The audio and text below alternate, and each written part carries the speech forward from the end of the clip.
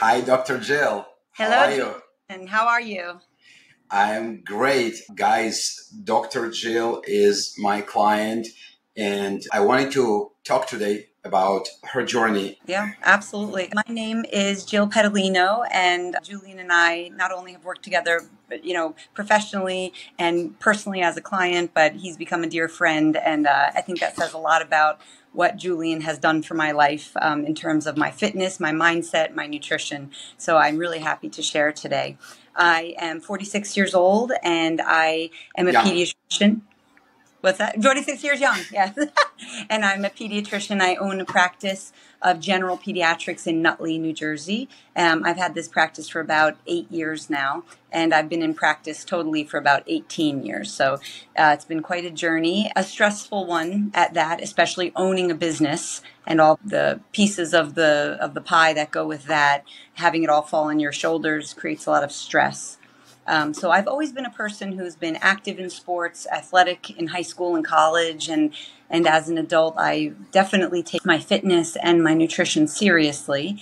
I think the one thing that's been a problem for me is managing my stress, and that has sabotaged my efforts on many occasions in my life. I've been able to reboot and refocus, but a lot of stressors, whether it was the death of my mother and my sister, whether it was COVID, running a business, the daily stressors of having a teenage stepdaughter and a husband, all those kind of things definitely play a role. And I wasn't always managing that well. And my body suffered, my brain suffered, and thankfully never too bad, but enough where I needed to reach out for help. And I'm definitely a person, as a former medical student who studied my butt off all the time, I'm a person who likes to research things. I like data. I wear an Oura ring. I have a CGM on my body. Everything you can do to manage your body, I do it. And I found the keto diet a few years ago, back in like 2018. I never knew anything about reducing my carbs. I just never knew that stuff. And when I did, I saw a drop in my weight. I felt great. But unfortunately, you just can't stay in ketosis forever. And I was getting so much conflicting information from what I was reading. And then learning about women, how we have to treat our bodies differently. Even though I knew it inherently, I was trying to keep up with how men do things, and it just wasn't working for me. So I reached out. I found Julian, and knowing that he was a keto coach, and I said, this is great. And it turned out to be way more than just macros in my nutrition. It was a lifestyle change. One of the biggest things I've started doing since meeting Julian and working with him is weight training. I always did, like I said, athletics, and I did workouts and had the 21-day fix and insanity, all those beach body. I did all those things and they were fun, but I realized that I was neglecting a big part of my health, which was weight and resistance training. And Julian came in like a bull in a china shop, and we just went crazy. And I now have a squat rack in my basement. I have a full gym pretty much in my basement, and I've made every use of that money that I spent because I'm down there all the time, consistently every day. And it's thanks to Julian for giving me the routines and the motivation. So I'm really grateful to you, Julian, for that. Amazing. Probably because you're a doctor, probably because you're interested in wellness and you understand all those things, you went and sought help. Yes. And you knew what you need, but also I do remember that along the way as we went, we discovered more. So there were things I didn't know that I didn't even know. That's the great part. Totally. Can you describe your initial state and fitness condition, how it was affecting your personal professional life in general before we started? Sure. And of course, take into account all the things you already tried, you went through and things like that. Well, I will tell you, when I met my husband 10 years ago, he is very much into fitness. And since I am as well, we were a perfect match, but he was on a level way beyond what I'd ever done. And I did get into incredible shape, muscle-wise, because of working with him. And we kayak, we hike, we bike. We do everything outdoors. We're always walking. So it was a very active lifestyle from the beginning. My whole life, I never was overweight or had major problems with my health at all, thank God, ever. But when I came to meet my husband, it was another level. And then again, some events in my life like COVID, joining a new group for my business which was very stressful, and my mom and my sister passing within a year of each other, I thought I was handling it all beautifully. Turns out I was not. And I wasn't aware that my sleep was getting affected. So I was in a place when I met Julian that I said, I need help. I need help, and I didn't know where to turn. And at the times we've met has been wonderful, so that was a great bonus. But I was in a place where I wasn't down and out totally, but I was confused and I was lost, and I had so many things in my brain I didn't know how to put it together. So that's where I was at the beginning when I found you. Thank you. Thank you so much, Jill. When we started, what were your main goals, and what did you want to achieve back then through the coaching? So, as we've discussed through many of the, I believe, mental health sessions that we've had throughout, I would unload a lot on you. I think a lot of it was in my mind, having to live up to what I thought I should look like physically on the outside, whether it was how tan I was, or if I had enough abs or thin enough. And I've learned that it's obviously deeper than that. But I was stuck that way. I think that's where I was. I was looking to see a physique change, a body composition change. And sure, like everybody, we have a little bit of blues here and there. So I wanted to trim down, but I also felt like there was this ideal I needed to reach, which I learned, as we know, fitness is a journey, not a destination. So it really was a place that I started at a physical journey when it turned out to be more of a lifestyle and emotional journey. I love this because, most people who reach out to me initially, they reach out because they want to lose weight. Mm-hmm. And when we start working, 90% of the population that I work with, we find mental reasons for different things that are blocking us from actually achieving our goals.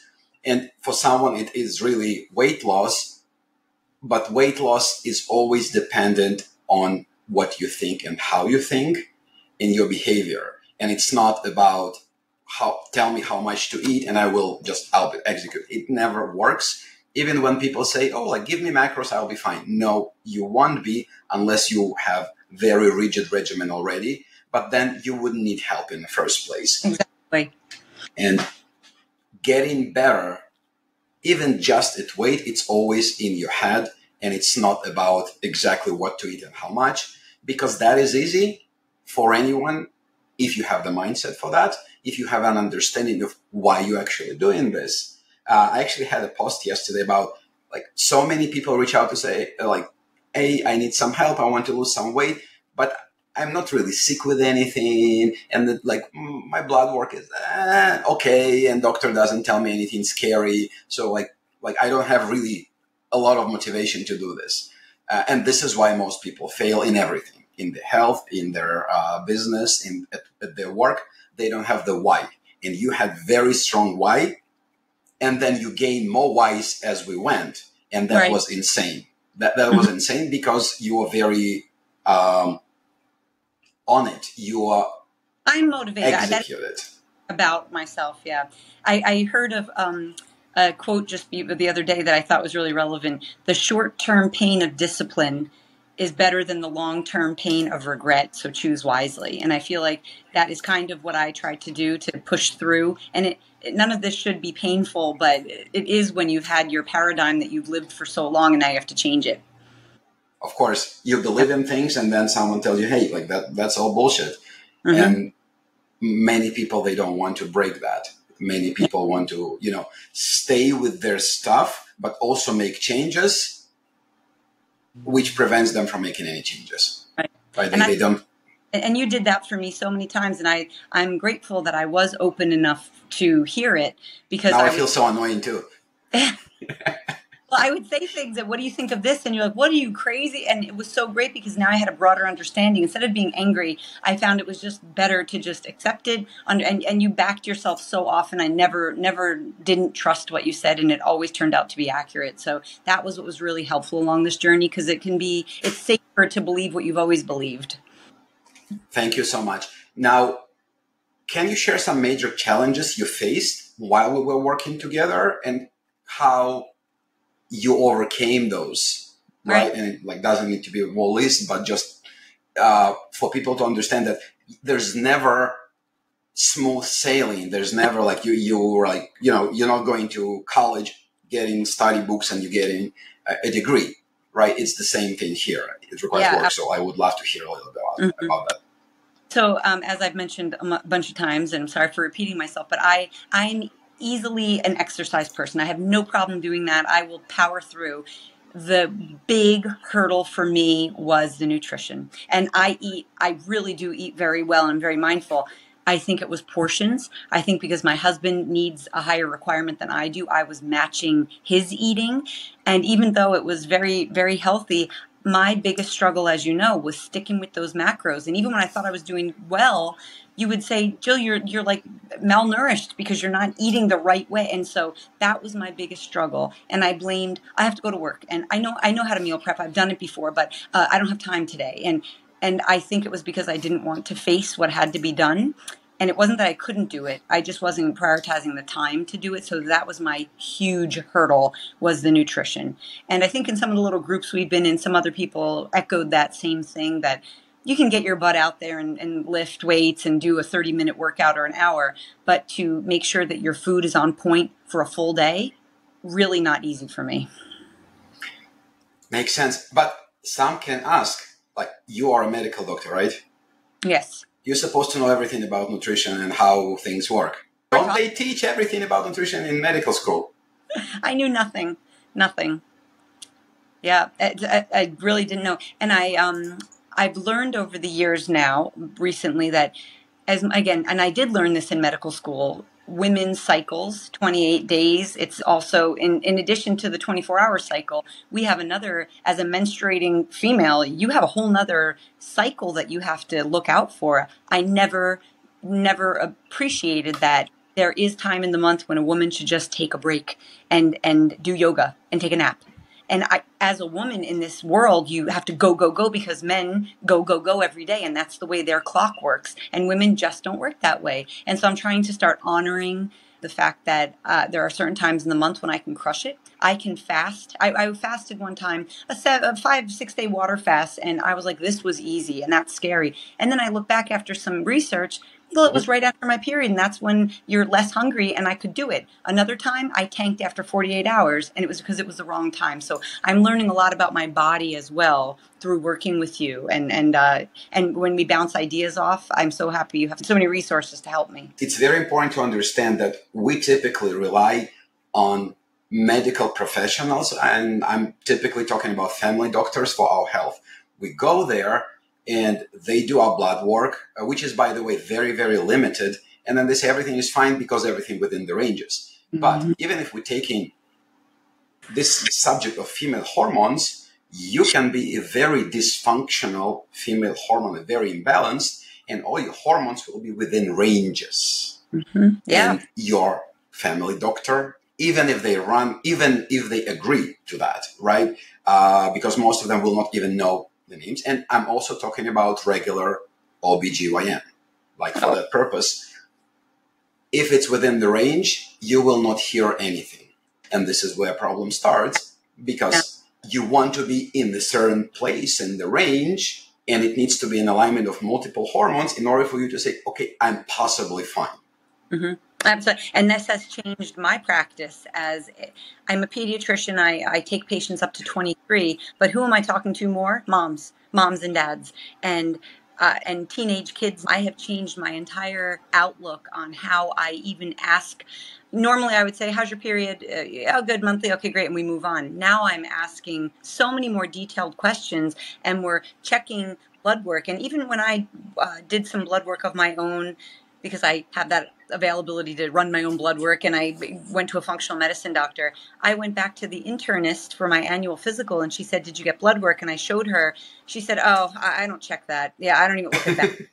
And she dismissed 3/4 of the blood work.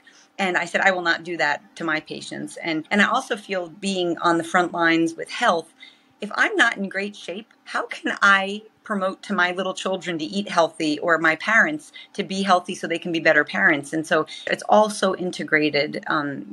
Keeping yourself healthy helps you keep the other people in your life motivated and healthy as well. Definitely. Heal thyself, which is most just done. And that said, right? It is. Having medical professionals getting sick from things they could easily avert by just looking at their own blood work, that's insane. Yeah. That's insane to me. Oh, thank you. So going back, can you talk about most significant achievements or transformations during this almost 3 years of coaching? Yeah. I think the biggest thing, and as you know, a lot of things are not on the outside. A lot of the changes, especially for me, because more or less my body stays the same. I put on maybe 5-10 pounds, take off 5-10 pounds, but my physique usually stays. It's my mindset that has changed. I am so gentle with myself now. I am loving myself no matter what comes about. I'm easing into stress more, and it's because I've been prioritizing my nutrition and my exercise and my sleep. But the biggest change for me is just knowing that consistency. You keep saying just stay with it, stick with it, stay consistent. And doing that each day in and day out, it snowballs into such a beautiful lifestyle. So that's been my biggest change, that I've been able to internally see a different Jill, how I see myself when I look in the mirror. That's my biggest change. I'm proud to say that I think I've gotten closer than I've ever gotten. I'm crazy proud of you because of all those things and because how resistant you are to crap now and how persistent you are with chasing your health, not some numbers, not some like just being healthy, just being great. And you just met, like, you're 46. I'm getting new clients or potential clients who tell me, I'm already 39. The age is horrible. I don't feel like I'm desired anymore, like I'm a female. I feel like I'm done. And from younger ones. So women take the number, put it in their head, and they attach all the problems they have to that number and say, Yeah. no, I'm old. At 39, at 36, at 49, it doesn't matter. And it all doesn't matter because that number is completely meaningless and you are the one who is in charge. Mm-hmm. You just need to understand that you can change those things and go. That's it. You've got to change it. I think the best years are about to come for me. Like, I can't wait. I can't wait. Hell yeah. Yeah. People ending their lives and like kind of bury themselves before they even start. And it's like with business and with work, same things. But why? Because their grandparents were like this, because all their friends are like this, because this is what they see on TV and around. Well, social media, we're all supposed to be like this 20-year-old girl whose metabolism is different, whatever it is. We're all trying to be something that we're just, I'm not going to 6-foot tall blonde and I am not that. So you have to start being comfortable with who you are. Yeah. And understand that you can change a lot. You can change most of you and not just sit there and say, it's gone for me. Because when there will be a problem, you will start waking up and it might be too late. And many people get diabetes just because they don't do anything, like a lot, crazy amount. And they could just not get it very easily. But they prefer like, yeah, doctor says the sugar a little bit high. When something happens, then I will start treating it somehow. And I think that's our medical community too. Who gets paid more? Not that it's about money ever for what I do, but who gets paid more? The people who fix things, the surgeons and the people who do testing and investigations when someone is sick. The preventative doctors, we don't get paid a lot. And I think that says a lot about our culture, our community as a people, no matter what, especially in the United States, that we are there more to fix than to prevent. And that's, I think, part why I went into pediatrics, because we're molding and shaping to prevent problems later. Look how it affected your practice. Now you change that fixing to like, let's not get there. Right. And I think people who live in that paradigm of let's get to the problem and then we'll fix it, they are people who get hurt a lot. So they need to seek a doctor such as yourself who will not allow them to get to that point where they will be, oh, now I'm sick, I need medication, or I need something drastic in my life. You can put your patients and their parents on the path of never getting there. Never needing that Tylenol for headache because the headache is not coming. Because we treated the headache before it could appear. Right. Which is even simple little things like, I probably should work for Element now because I study about it. And talk about, why did you get the headache? Well, because you're dehydrated. Do you drink water? No. Okay. Do you get salt in your diet? And so I'm such a more educated person in the office as well. So it's just been, and again, I credit so much of this to your education and your guidance, because I really would not have known 3/4 of this if we did not work together. I learned a lot from you. So I think it's very mutual and I appreciate you a lot. And a big part of what I do, I love this because I'm learning something from all my amazing clients. They come from different paths of life and they are all successful in something. And I learn and I learn and I learn. And that's insane. So I'm incredibly thankful for being able to do this, for being turned to this path from whatever I was doing before as working in a software company long time ago. And now it's so fulfilling, like, to hear something, what you're saying and what others report, because it's life-changing. It cannot be more fulfilling than this. And inspiring, because you don't just say you got to do this. You say, well, I'll call you when I get back from the gym. Or here's my picture of me at the gym. And here's my food. This is how I feed my children. Look at the birthday party. Look at what my kids are eating. So you walk the talk for sure. And it makes me say, if he can do this and he's going all in, I sure as hell can do it too. So it's really, that's what's another fun part of this whole working with you. Jill, thank you so much for all this insight. Before we end, looking back at your journey, and by the way, guys, journey doesn't end. There's no like, I'm done, right? And this is something people do. Journey is starting somewhere. So looking back at what you started, what advice would you give to others who might be in a similar position in terms of health and fitness and whatever they need to fix to where you were when you started? Yeah, I think especially for women, be gentle with yourself. Learn to, and accepting where you are doesn't mean you're putting your head in the sand and saying, well, I don't have to do anything else. Love me or leave me. It's not, it's accepting where you are, loving who you are, and seeing where where you want to go, and just trusting that it will get there. I like to say, hold the vision and trust the process. And so that's one piece of advice I would like to say. Just take a deep breath with yourself and try not to criticize and judge the little things that might not be what you want, and start appreciating the things that are going right, because we're waking up every day. We can see, we can hear, we can walk. There's so many people who don't have that. So I think gratitude and being gentle is the biggest lesson I can give. I can say, eat this food and work out. It's great. But I think the mindset, like we said, that's the biggest change for me. And that's what I would advise somebody else to look into as well. It's so important. And guys, this is an advice from a doctor. Yeah. So I suggest to follow that. So many women can improve their life to extreme if they do little changes, just little changes. And what we have metabolism and hormones and bone density. There's so many things that affect women, not because of the age, because of how they behave all their lives and looking around and doing the same and being a part of the community that deranges that. Everything can change. Your health, your weight, your hormones, your bone density. Just work on this. Yeah. Jill, thank you so much. Thank you. Keep up the great work with it. I appreciate this a lot. I'm beyond proud of being your mentor, and I'm so proud of your achievements. It's been an insane journey, and we even work together now. And to that point, if anyone is inspired by you and want to hear about your journey, or they are interested in maybe joining your practice as patients in New Jersey, how can they find you?